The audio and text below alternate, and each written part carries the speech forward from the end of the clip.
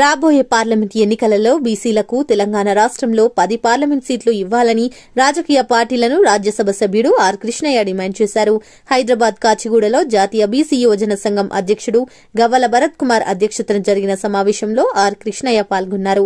BC ఉద్యమం ఉధృతం చేయడానికి తెలంగాణ రాష్ట్ర వ్యాప్తంగా బీసీ న్యాయయాత్ర చేపట్టనున్నట్లు ఈ సమావేశంలో తీర్మానం చేశారు. ఈ సందర్భంగా ఆర్ కృష్ణయ్య మాట్లాడుతూ ఇటీవల కాంగ్రెస్ ప్రభుత్వం ప్రకటించిన 37 కార్పొరేషన్ చైర్మన్ పదవులలో బీసీలకు తీవ్ర అన్యాయం జరిగిందన్నారు. పబ్లిక్ సర్వీస్ కమిషన్, ఇన్ఫర్మేషన్ కమిషన్లలో సగానికి పైగా సభ్యుల పోస్టులు ఖాళీగా ఉన్నాయని వాటిని బీసీలకు కేటాయించాలన్నారు.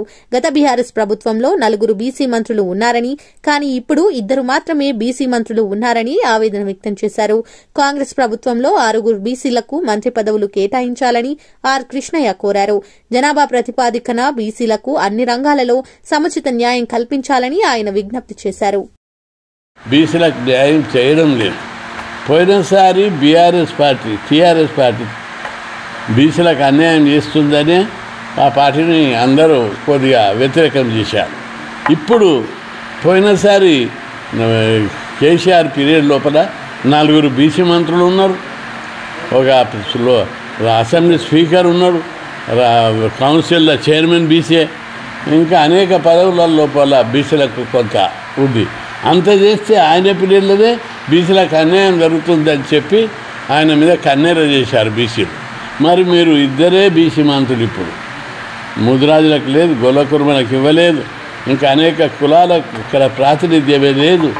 కాబట్టి వెంటనే మంత్రివర్గంలో 6 మంత్రి పదవులు కేసీఆర్ ఇచ్చినట్టు మీరు కూడా ఇవ్వాలని చెప్పి కాంగ్రెస్ పార్టీని డిమాండ్ చేస్తున్నాం.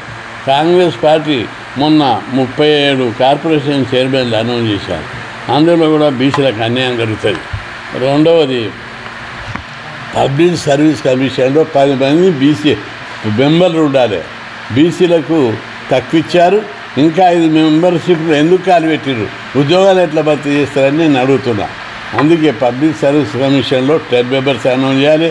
ఇన్ఫర్మేషన్ కమిషన్ లోపల సగం మంది బీసీలకు ఇవ్వాలని చెప్పి ఈ సందర్భంగా నేను డిమాండ్ చేస్తున్నా. కాంగ్రెస్ పార్టీ ఒకవైపు సామాజిక న్యాయాన్ని రాహుల్ గాంధీ చేపట్టారు. ఇక్కడ టికెట్ ఇవ్వకుండా నామినేట్ పోస్టుల్లో బీసీలకు వాటా ఇవ్వకుండా చేస్తే దానికి అర్థమే లేదు. కాబట్టి తప్పనిసరిగా బీసీలకు న్యాయం, సామాజిక న్యాయం చేయకపోతే ఎవరిని మొదలుపెట్టామని చెప్పి వాళ్ళ మీద కోపంతో వీళ్ళకి, వీళ్ళ మీద కోపంతో వాళ్ళకి అనేది రోజులు జరిగినాయి. బీసీలకు అన్యాయం చేస్తే అన్ని పార్టీలకు ఇవే చివరి ఎన్నికలు అవుతాయని కూడా నేను హెచ్చరిస్తున్నా. అంటే ఓట్లేసే యంత్రాలు అనుకుంటున్నా, జిందాబాద్ కొట్టే కార్యకర్తలు అనుకుంటున్నా. బీసీల మాట బీసీలకు ఇప్పటికైనా ఇవ్వాలి. రాజ్యాంగం రచన సమయం నుంచి ఇప్పటిదాకా బీసీలకు అన్యాయం జరుగుతుంది ఈ దేశంలో, ఈ రాష్ట్రంలో. ఆ రోజులకి చెల్లినాయి. బీసీలకు అన్యాయం చేయాలనుకుంటే మీ పార్టీలకు ఇవే లాస్ట్ ఎన్నికలని కూడా హెచ్చరిస్తున్నా. బీసీ లోపల ప్రతి గ్రామం లోపల 50 మంది యువకులు తయారయ్యారు. వాళ్ళందరూ నాకు ఫోన్లు చేస్తారు. ఎన్ని రోజులమ్మా వీళ్ళ మీద కోపంతో ఆయనను గెలిపిస్తాం, ఆయన మీద కోపంతో వీళ్ళే ముఖ్యమంత్రులు అవుతారా? మనకేం లేదా? మన రాజ్యం రాదా? మనం పార్టీ పెట్టొద్దా అని బీసీలు ఊళ్ళలో గుడిసెలు ఉన్నాడు అడుగుతున్నాడు. కాబట్టి ఈ పార్టీలు గుర్తించుకొని న్యాయం మేమేమి ఎక్కువ అడుగుతలేము. జనాభా ప్రకారం అక్కడ జగన్ జనాభాకు మించిస్తున్నాడు. బీసీల జనాభా అక్కడ 50% ఉంటే ఆయన అన్ని రంగాల లోపల సుప్రీంకోర్టు అక్కడ కూడా అగ్రకులాలలో జమ అయింది. సుప్రీంకోర్టు బీసీలకు లోకల్ బాడీ లోపల 34% నుంచి 20కి తగ్గిస్తే జగన్ ఆ పార్టీ పరంగా అదనంగా 20% నుంచి 44% కోటా బీసీలకు అమలు చేశారు. జిల్లా పరిషత్తు, మేయరు, మున్సిపాలిటీ అన్ని రంగాల్లో ఇచ్చాడు. ఆయనను చూసి మీరు బుద్ధి తెచ్చుకోండి, మార్చుకోండి అని చెప్పి హెచ్చరిస్తున్నా. లేకపోతే మేమే మీ తోకలు కత్తరిస్తాం. మీరు అందరు ఇంటికాడ ఉండి డబ్బులు సంపాదించుకున్నారు, అధికారం అనుభవించారు, ఇంకా మీకు రెస్ట్ కావాలి. రెస్ట్ ఇచ్చడానికి బీసీ యువత సిద్ధంగా ఉన్నదని హెచ్చరిస్తున్నా. అందుకే అన్ని రాజకీయ పార్టీలు తమ విధానాలను మార్చుకోకపోతే ప్రజలే మీకు వాత పెడతారని చెప్పి హెచ్చరిస్తున్నా. బీసీ యాక్ట్ కావాలని అడుగుతున్నారు. వెంటనే బీసీ యాక్ట్ ప్రవేశపెట్టాలని నేను హెచ్చరిస్తున్నా. అదేవిధంగా కేంద్రంలో దాదాపు 30 లక్షల వేకెన్సీలు ఖాళీగా ఉన్నాయి. 30 లక్షల వేకెన్సీలు నింపితే అందులో 25 లక్షలు బీసీ ఎస్సీ ఎస్టీలో వస్తారు.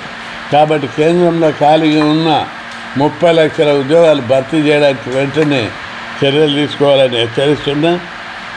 అదేవిధంగా ఈ మధ్యకాలంలో చాకరి ఐలమ్మ విగ్రహాన్ని ధ్వంసం చేశారు. దాన్ని వెంటనే వాళ్ళని గుర్తించి వాళ్ళ మీద చర్యలు తీసుకోవాలని చెప్పి బలహీన వర్గాల విగ్రహాలు ధ్వంసం చేసిన, బలహీన వర్గాల మీద దాడి చేసిన బీసీ సంఘంలో ఉన్నటువంటి నాయకులందరూ ఎక్కడికక్కడ గ్రామాలలో ఉన్న యువత తిరుగుబాటు చేయాలని చెప్పి విజ్ఞప్తి చేస్తున్నారు. బీసీల మీద ఏ ఒక్కరి మీద చిన్న చూపు చూసినా, వాళ్ళ మీద దౌర్జన్యం చేసినా, దాడి చేసినా వాళ్ళు ఎవరిని వదిలిపెట్టేది లేదని కూడా హెచ్చరిస్తున్నారు. బీసీలు ప్రతి మీరు ఎంత అంత యుద్ధం ఎప్పుడైతే రాజకీయ శక్తిగా మనం ఎదిగి పార్లమెంట్లో బీసీ బిల్ పెట్టించుకొని మనం అందరం పార్లమెంట్లో ఉంటామో మనకి ఎవరి సహాయ సహకారం అవసరం లేదు. నామినేటెడ్ పోస్టులు మన బీసీ మినిస్టర్ ఎవరున్నారో వాళ్ళే నిర్దేశిస్తారు. నెక్స్ట్ ఇవి ఏవైతే 56 కుల వృత్తులు ఉన్నాయో వాటన్నిటికీ కార్పొరేషన్ ప్రకటించి ప్రతి ఒక్కరికి ప్రతి కులానికి గౌరవం కల్పించాలి. అది అసెంబ్లీలో అయినా పార్లమెంట్లో అయినా నామినేటెడ్ పోస్టులో అయినా. ఇప్పుడు గొల్లకుర్మలకు కలిపి ఒకటే కార్పొరేషన్ అన్నారు. గొల్లకుర్మలు అంతా ఒకటే, మేము కాదంటలేము. వాళ్ళకు కూడా సపరేట్ ఇస్తే అదే 1000 కోట్ల 2000 కోట్ల ఏదైతే బడ్జెట్ కేటాయిస్తారో వాళ్ళకు కూడా ఈక్వల్గా ఇంకెక్కువ మందికి చేయడానికి బాగుంటుంది.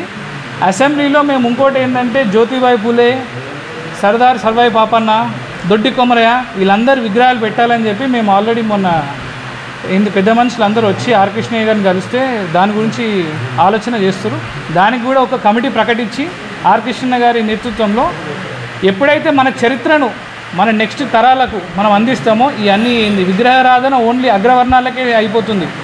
ఎక్కడ విగ్రహం చూసినా ఓన్లీ అగ్రవర్ణాల విగ్రహాలే ఉంటాయి. మన చరిత్రను మనకు ఎవరికి కనబడకుండా చేస్తారు. సో మన మెయిన్ ఎజెండా ఏంటంటే నెక్స్ట్ ఉన్న జనరేషన్స్ పైన అగ్రవర్ణాలు తొక్కేస్తారని భయం మీరు ఎవ్వరూ తీసుకోకండి. ఎవరికైతే రాజకీయంగా ముందుకు రావాలనుకుంటే అందరూ రండి. అన్ని కమిటీలు కూడా అన్ని ఇప్పుడు ప్రక్షాళన చేస్తారు. యాక్టివ్ మెంబర్స్ని ముందుకు పెడతారు. రేపు మీ అందరికీ స్థానిక సంస్థల్లో కానీ ఎంపీటీసీలో కానీ జెడ్పీటీసీలో కానీ మిమ్మల్ని అందరినీ ముందుండి పోటీకి నించోబెట్టి ఆయా ప్రాంతాల్లో ఉన్న బీసీలు అందరినీ సంఘటితం చేసి మిమ్మల్ని గెలిపించుకునే బాధ్యత మాది. సో బీసీలు అందరూ సంఘటితమై ఒకసారి ఆలోచించాలి మన పరిస్థితి ఏడుంది, ఇంకా మన స్థితిగతి తర్వాత ఏంది. ఇంకొక 5-6 ఏళ్లలో వీళ్ళందరూ ఏమంటారంటే ఈ కులాలు వద్దు ఏమొద్దు అని చెప్పి ఈ యాంటీ రిజర్వేషన్లు అందరూ మన పేరు పక్కన ఉన్న ఆ ట్యాగ్లను కూడా తొలగించేస్తారు. తొలగించేసిన తర్వాత ఇక మనము కలవనీకి మాట్లాడడానికి ఉండదు. ఆ స్థితికి తెచ్చే ఒక ఘోరమైన ప్లాన్లో ఉన్నారు వాళ్ళందరూ. సో మేము వాళ్ళందరినీ ఖండిస్తున్నాము. బీసీలందరూ ఐక్యంగా ఉండాలి. మేము జోడో యాత్ర ఏదైతే ప్రకటిస్తున్నామో అన్ని విలేజ్లలో కూడా ఉన్న వాళ్ళందరూ కూడా వాళ్ళ గురించే చేస్తున్నారు. ప్రతి ఒక్కరూ స్వచ్ఛందంగా వచ్చి యాత్రలో పాల్గొని సక్సెస్ చేయాలని చెప్పి బీసీ సోదరులందరినీ 52% ఉన్న బీసీ సోదరులందరినీ కోరుకుంటున్నాము. అందరికీ నమస్కారం. రానున్న పార్లమెంట్ ఎన్నికల్లో ప్రతి ప్రధాన పార్టీ, ప్రాంతీయ పార్టీ, జాతీయ పార్టీ అన్ని పార్టీలు 10 సీట్లు కేటాయించాలి. మొన్నటి వరకు 9 అడిగినాం కానీ మేము చెప్పేదంతా వాళ్ళకు ఓన్లీ పడిచేవన పెట్టి వదిలేస్తారు. ఇదే డిమాండ్ చేస్తూ మొన్న 13వ తారీఖు బీసీ భవన్ నుంచి గన్ పార్క్ వరకు ఆర్ కృష్ణ గారి నేతృత్వంలో అతిపెద్ద నిరసన ర్యాలీ చేశాను. అదే బీసీ న్యాయ యాత్ర, మా హక్కుల గురించి పోరాడే యాత్ర.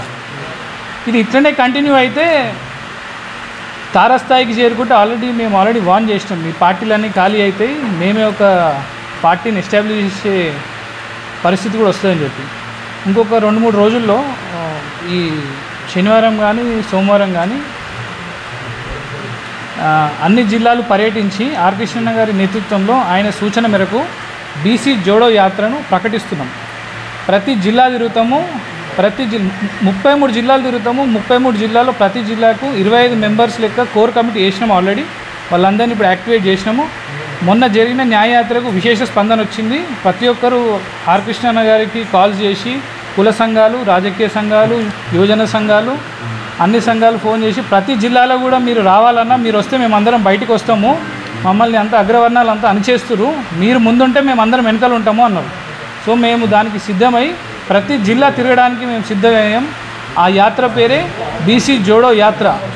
ప్రతి బీసీ ఏ పార్టీలో ఉన్నా కూడా ఈ యాత్రలో పాల్గొని యాత్రను సక్సెస్ చేయాలి. పార్టీలు జెండాలు మోసే ప్రతి బీసీ ప్రతి పార్టీలో 30-40 ఏళ్ళ నుంచి కష్టపడుతూ వాళ్ళు ఓన్లీ జెండాలు మోసే స్థితి వరకే ఉన్నారు. మాకు నామినేటెడ్ పోస్టులు కావాలని డిమాండ్లోనే ఉన్నాం. ఎలక్షన్లలో కొట్లాడడానికి రెడీ అయినా కూడా గెలుపు గుర్రాలు అనే వంకతోటి బీసీలను వెనుకపుచ్చి బుజ్జగిస్తారు. మీకు నామినేటెడ్ పోస్ట్ ఇస్తాం అది ఇస్తామని చెప్పి ఎలక్షన్ని దాటివేస్తారు. ఈ ఎలక్షన్లు అయిపోయాక వాళ్ళని ఎవరు చూసిన వాళ్ళు లేరు, పోయి ఏదైనా పని అడిగినా కూడా మాట్లాడిన వాళ్ళు లేడు. లోపల పెద్ద మనిషి ఉన్నాడు, లోపల పటేల్ ఉన్నాడు అని చెప్పి వీళ్ళందరినీ బయటనే ఉంచుతారు.